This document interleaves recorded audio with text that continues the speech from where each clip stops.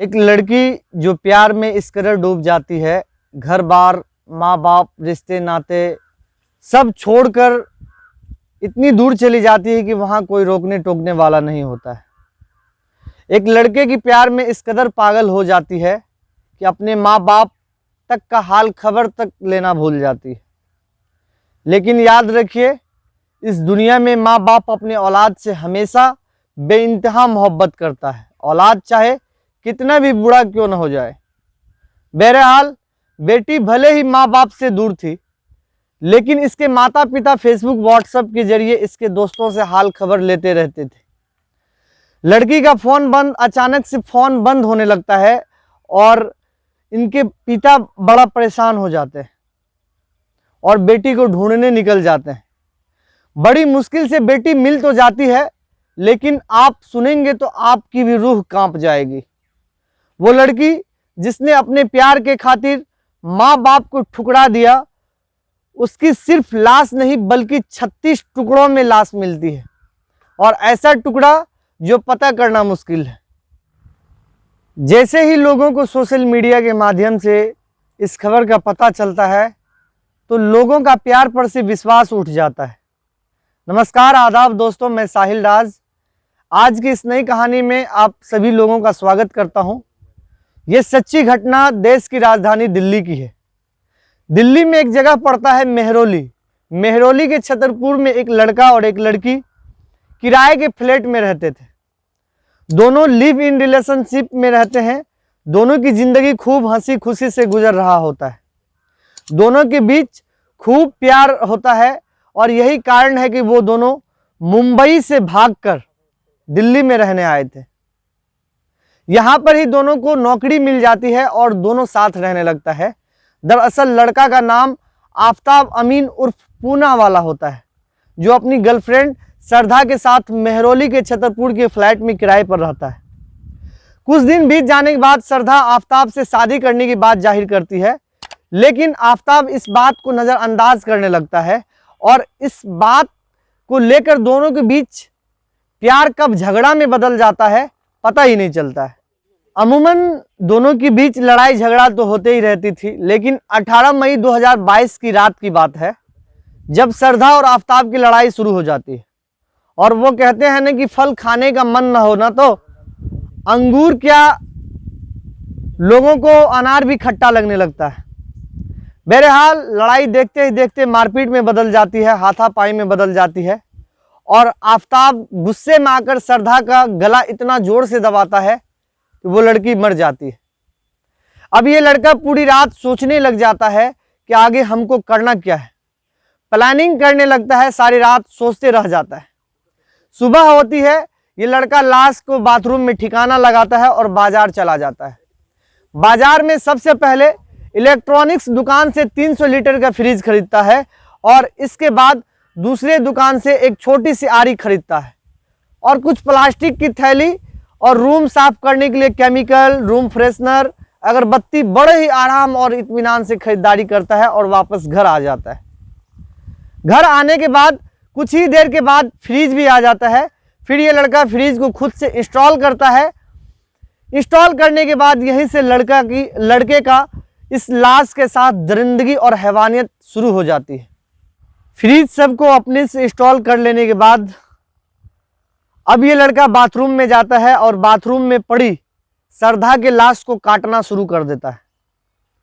काटते काटते शाम का वक्त हो जाता है और ये लड़का थक चुका होता है और ये लड़का पॉलीथीन में तमाम टुकड़ों को लेकर फ्रीजर में रख देता है और जो भाग काटने के लिए बच जाता है उसको फ्रिज के जो निचले हिस्से होते हैं उसमें जाकर के रख देता है और केमिकल से बाथरूम और रूम के तमाम जगहों पर साफ कर देता है ताकि किसी को कोई बदबू ना आए। वैसे तो शहर के लोग अपने काम में इतने बिजी होते हैं कि अब आप कब कहाँ जाते हैं, क्या करते हैं, आपके घर में क्या हो रहा है, किसी को वास्ता नहीं होता है। लेकिन ये लड़का किसी तरह का कोई गलती नहीं करना चाहता था। बहरहाल शाम का वक्त हो जाता है, तब ये लड़का जोमेटो से खाना ऑर्डर करता है और खाना पीना खाता है और सो जाता है। बाकायदा खाना पीना सब वक्त वक्त पर होता है, किसी तरह का कोई खौफ नहीं होता है, ना ही कानून का डर होता है। रात के तकरीबन 2 बज जाते हैं और इस लड़का का अचानक से नींद टूटता है और जगने के बाद ये लड़का पीठ पर टांगने वाला एक बैग लेता है और फ्रिज से काटा हुआ एक टुकड़ा लेता है और 1 से 1.5 किलोमीटर दूर महरौली और गुड़गांव के रास्ता की तरफ एक जंगल में जाता है। जंगल जो पूरी तरह सुनसान रहता है और उस जंगल में आराम से टुकड़ा फेंक कर वापस घर चला आता है। फिर उसके बाद सुबह हो जाती है। सुबह हो जाने के बाद ये लड़का ऑफिस जाता है। उसके बाद ये लड़का ऑफिस से फिर घर आता है। शाम को ऑफिस से घर आने के बाद फिर से लाश के बचे हुए टुकड़ों को काटना शुरू कर देता है और देर रात तक लाश के टुकड़े करते रह जाता है और जब रात हो जाती है तो फिर से खाना ऑर्डर करता है। खाना खाकर सो जाता है। फिर रात का 2 बज जाता है। ये लड़का जगता है और दिल्ली के अलग अलग इलाकों में जगह बदल बदल कर 36 टुकड़ों को फेंक देता है और इस 36 टुकड़ों को फेंकने में इस लड़के को जो समय लगता है वो 18 दिन का समय लग जाता है। इस तरह से 18 दिन का समय लगने के बाद लड़के पूरे रूम को, बाथरूम को और रूम के जितनी भी जगह होते हैं तमाम चीज़ों को पूरा साफ सफाई करता है। केमिकल से सब जगह को साफ सफाई कर देता है ताकि किसी को कुछ पता नहीं चले और अपनी नौकरी में मशगूल हो जाता है। और बात यहीं तक नहीं रुकती है। उस लड़की के 36 टुकड़े और दिल्ली के अलग अलग इलाकों में फेंकने के बाद ये लड़का श्रद्धा बनकर फेसबुक, इंस्टाग्राम, व्हाट्सएप पर बाकायदा श्रद्धा बनकर उनके दोस्तों से मैसेज का जवाब देता था, उन पर चैटिंग करता था ताकि किसी को ये न लगे कि श्रद्धा अब इस दुनिया में नहीं रही है। लेकिन कॉल पर किसी से बात नहीं करता है, बहाना बना देता है कि अभी मैं बिजी हूं या जो भी है। लड़का को लगता है कि अब मैंने सारे सबूत मिटा दिए हैं, अब सब कुछ ठीक हो गया है। और उसके बाद ये लड़का दिल्ली से मुंबई जाता है और मुंबई के महाराष्ट्र के इलाके में मोबाइल फेंक कर चला आता है। दरअसल इस कहानी की शुरुआत मुंबई के मलाड से शुरू होती है। मलाड में एक मल्टीनेशनल कंपनी है जिसमें ये लड़की कॉल सेंटर में काम करती है और इसका उम्र 26 साल होती है, जिसका नाम श्रद्धा बगाड़ होता है। श्रद्धा को एक लड़का जिसका नाम आफ्ताब अमीन उर्फ पुणे वाला से किसी डेटिंग ऐप पर दोस्ती हो जाती है और दोस्ती कब प्यार में बदल जाता है पता ही नहीं चलता है। श्रद्धा को आफ्ताब से इतना प्यार हो जाता है कि श्रद्धा अपने पापा से कहती है कि पापा, मुझे एक आफ्ताब नाम के लड़के से प्यार हो गया है और मुझे उसी से शादी करनी है। लेकिन श्रद्धा के पिता इस रिश्ता से मना कर देते हैं और कहते हैं कि बेटी, इस रिश्ते को ना तो परिवार इजाज़त देगा ना ही समाज इजाज़त देगा।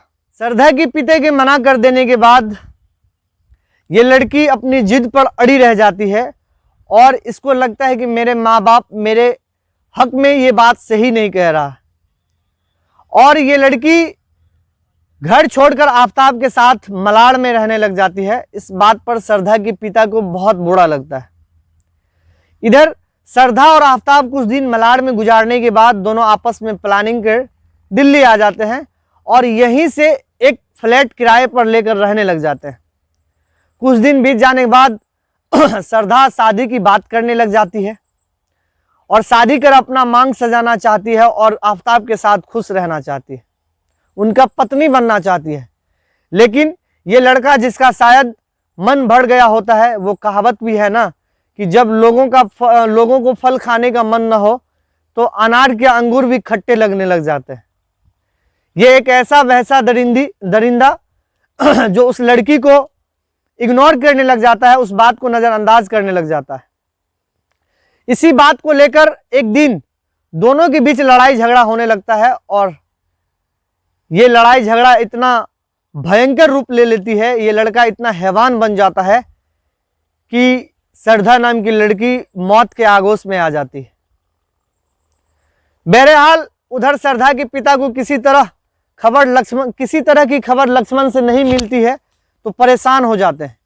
लक्ष्मण श्रद्धा का कॉलेज फ्रेंड होता है जिससे अमूमन कभी कभार श्रद्धा के स्टेटस सब देखकर थोड़ी बहुत जानकारी वो श्रद्धा के पिता को दे दिया करता था। लेकिन कुछ दिनों से लक्ष्मण को भी कुछ पता नहीं होता है, कुछ अपडेट नहीं होता है। इसकी जानकारी लक्ष्मण श्रद्धा के पिता को देता है श्रद्धा के पिता भले ही श्रद्धा से नाराज थे, लेकिन वो श्रद्धा से उतना ही प्यार भी करते थे। उनकी हाल खबर लक्ष्मण के मार्फत, लक्ष्मण के जरिए उनसे लेता रहता था। लेकिन लक्ष्मण के किसी तरह की खबर नहीं मिलने के बाद, लक्ष्मण से किसी तरह की खबर जब नहीं मिलता है, तो उसके बाद श्रद्धा के पिता 8 नवंबर 2022 को मुंबई से दिल्ली पहुंचते हैं और दिल्ली पहुंचने के बाद सीधे मेहरौली के थाना में जाते हैं। मेहरौली के थाना में जाकर अपने बेटी का अपहरण का केस दर्ज कराता है और पुलिस को कहता है कि लगता है कि मेरी बेटी के साथ कुछ अनहोनी हुआ है, मेरी बेटी जहां रहती थी वहां भी नहीं है। पुलिस के लोग इस मामले को बड़ी गंभीरता से लेते हैं और जांच पड़ताल शुरू कर देता है और पुलिस को पता चलता है कि श्रद्धा बगार आफ्ताब अमीन उर्फ पुणे वाला के साथ दिल्ली में ही रहता था। तो पुलिस शक के आधार पर आफ्ताब को 12 नवंबर को आफ्ताब को गिरफ्तार कर लिया जाता है। उसके बाद आफ्ताब अलग अलग अपना बयान बदल रहा था, लेकिन पुलिसिया रवैया के बाद आफ्ताब ने जो खुलासा किया, लोगों की नींद गायब हो गई, लोग परेशान रह गए, लोगों की रूह कांपने लगी और प्यार मोहब्बत पर से विश्वास उठ गया। लेकिन दोस्तों, कहा गया है कि प्यार मोहब्बत अब आज के समय में एक ऐसा चीज हो गया है जो बिना सोचे समझे अगर आप करेंगे तो इसका अंजाम भी बहुत बुरा होता है। और हमेशा याद रखिए कि आपके माता पिता आपसे बहुत प्यार करते हैं, चाहे आप कितने भी बुरा क्यों न हो।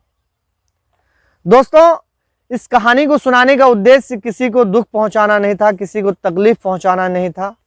अगर आपको ये कहानी पसंद आई हो तो हमारे चैनल को सब्सक्राइब कीजिए, इसी तरह की कहानी आपको मिलती रहेगी। और आपको ये वीडियो कैसा लगा कमेंट बॉक्स में ज़रूर बताइए। जय हिंद।